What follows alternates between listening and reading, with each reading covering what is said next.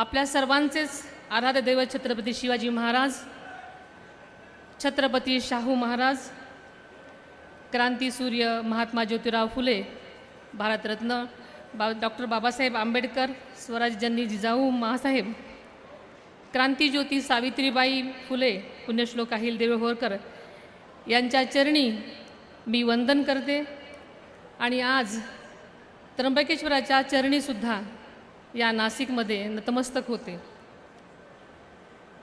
आज राज्याच्या मराठी भाषा विभागानं आयोजित केलेल्या या 4थ्या विश्व मराठी संमेलनासाठी महाराष्ट्राच्या आध्यात्मिक राजधानीमध्ये म्हणजेच नाशिकच्या या पुण्यभूमीत उपस्थित सर्वांचंच मी मनापासून स्वागत करते। आपल्या सर्वांना आजच्या मराठी भाषा दिनाच्या शुभेच्छाही देते। ज्यांच्या जयंतीनिमित्त आपण मराठी भाषा दिन साजरा करतो त्या कविवर्य कुसुमाग्रज तथा तात्यासाहेबांना स्मृतींना वंदन करते। माझ्या माहितीप्रमाणे हे आजचं 4थं विश्वसंमेलन।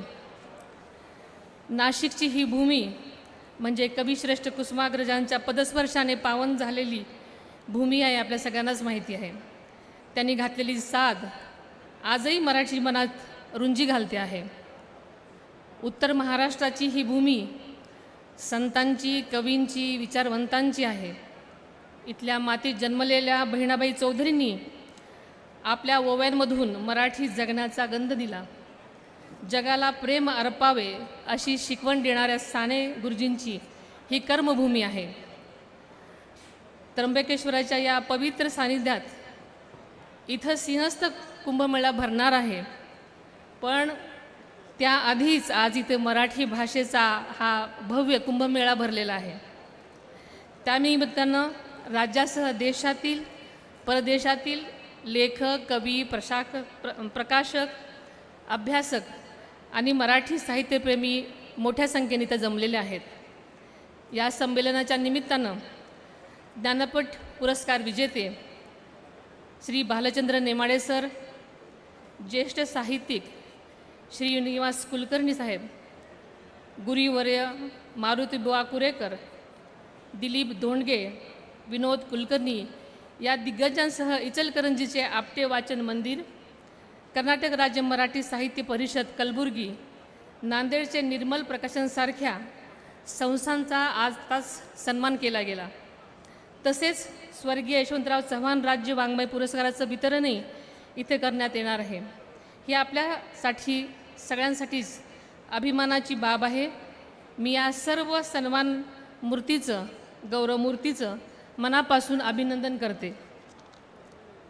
नवमहाराष्ट्राचे शिल्पकार यशवंतराव चव्हाण साहेबांची नाशिकशी विशेष ऋणानुबंध होते।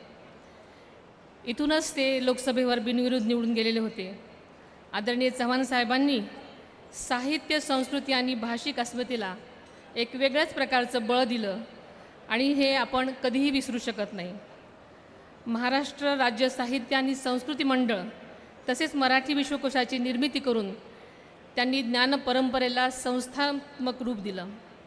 आजच्या मराठी भाषा दिनानिमित्त त्यांचे कृतज्ञतापूर्वक स्मरण आपण सगळ्यांनीच केलं पाहिजे।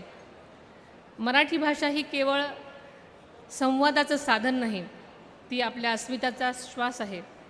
संयुक्त महाराष्ट्राच्या लढ्यामध्ये असंख्य कष्टकरी कामगारांनी आपल्या प्राणांची आहुती दिली। त्यांच्या याच त्यागामुळं आज आपण अभिमानाने मराठी भाषेची महती सांगू शकतो, त्याचंसुद्धा आपण स्मरण ठेवलं पाहिजे। गेल्याच वर्षी आपल्या मराठी भाषेला अभिजात भाषेचा दर्जा मिळाला। मराठी भाषेला अभिजात भाषेचा दर्जा मिळाल्यानंतर हे दुसरं विश्व मराठी संमेलन आहे। मराठीला अभिजात भाषेचा दर्जा देऊन मराठीचा गौरव वाढवल्याबद्दल आपले प्रधानमंत्री नरेंद्र मोदी साहेब आणि मुख्यमंत्री देवेंद्रजी फडणवीस साहेबांचे मी मनापासून आभार मानते आणि राज्यातल्या 13 कोटी जनतेच्या वतीने सुद्धा धन्यवाद देते। आपल्याला माहिती आहे की राज्याचे दिवंगत उपमुख्यमंत्री आदरणीय अजितदादांचे मराठीवरचे प्रेम आपण सगळ्यांनी अनुभवलेलं आहे। मराठी भाषा ही पोटापाण्याची भाषा झाली पाहिजे असं त्यांचं कायम आग्रह असायचा। सीमा भागातील मराठी बांधवांच्या पाठीशी ते कायम ठामपणे उभे राहिले. आदरणीय दादांच्या पाठिंब्यामुळेच लंडनमधील आपल्या मराठी बांधवांसाठी महाराष्ट्र भवनाच्या उभारणीसाठी तातडीनं 5 कोटीचा निधी 2 महिन्यापूर्वीच दादांनी मंजूर केला होता. मराठी भाषेच्या प्रसारासाठी सार्वजनिक ग्रंथालयांना अनुदान वाढवून देण्यात आलं आहे. मराठी भाषेच्या संवर्धनासाठी सुद्धा त्यांनी अर्थसंकल्पामध्ये कायमचंच भरीव तरतूद केलेली असायची. त्यांच्या या विचारांना पुढे नेण्याचा आम्हा सगळ्यांचाच निर्धार आहे. आपल्याला माहिती आहे की आजचं युग हे डिजिटल युग आहे. कृत्रिम बुद्धिमत्ता, तंत्रज्ञान आणि जागतिकीकरण या सगळ्यांच्या बदलांच्या वावटळीतही मराठीचा गोडवा, तिची परंपरा, तिची साहित्य संपदा अजूनही तितकीच शाश्वत आहे आणि सशक्त आहे. पण आपली जबाबदारी अधिक मोठी आहे. मराठी केवळ घरातली भाषा किंवा बोलीभाषा न राहता ज्ञानविज्ञान, संशोधन, उद्योग, तंत्रज्ञानाची भाषा झाली पाहिजे असं आपल्या सगळ्यांनाच वाटतं. ज्ञानभाषेसोबतच ती उपजीविकेचीही भाषा झाली पाहिजे असं आपल्या सगळ्यांचंच मत आहे. कविवर्य कुसुमाग्रजांचं साहित्य अभ्यासल्यानंतर भाषा हीच माणसांच्या मनाची ओळख आहे असल्याची खात्री आपल्याला पडते. बहिणाबाईंच्या ओव्यातून पाझरणारा जीवनरस आपल्याला सांगतो की मराठी भाषा ही मातीशी जोडलेली भाषा आहे. आज या संमेलनाच्या निमित्तानं बोलीभाषा महोत्सव, अहिरणी गीतं, झाडीपट्टी, नाट्य परंपरा, लोकनृत्य, जागर शिववाचा तसेच संगीत रजनी या कार्यक्रमांची रेलचेल करण्यात आलेली आहे असं मला कळलेलं आहे. हे सर्व कार्यक्रम मराठीच्या विविधतेचं दर्शन घडवणारे आहेत. या संमेलनाच्या निमित्तानं आयोजित परिसंवादांमधून माध्यमांचा, शाळांचे सक्षमीकरण, कृत्रिम बुद्धिमत्तेला मराठीचा वापर, प्रकाशन क्षेत्रातील बदलते प्रवाह यावर साधक बाधक चर्चा होणार आहे. हे अत्यंत स्वागतार्ह आहे. आपण सर्वांनी मिळून मराठी भाषेला नव्या पिढीच्या मनात रुजवलं पाहिजे. त्यांना मराठी भाषेची गोडी लावली पाहिजे. त्यासाठी प्रत्येक माणसानं आपल्या मातृभाषेचा अभिमान बाळगला पाहिजे. या मराठी भाषा दिनी आपण सर्वजण एक संकल्प करूया. मराठी भाषेला जपूया, वाढवूया आणि जगाच्या कानाकोपऱ्यात पोचवूया.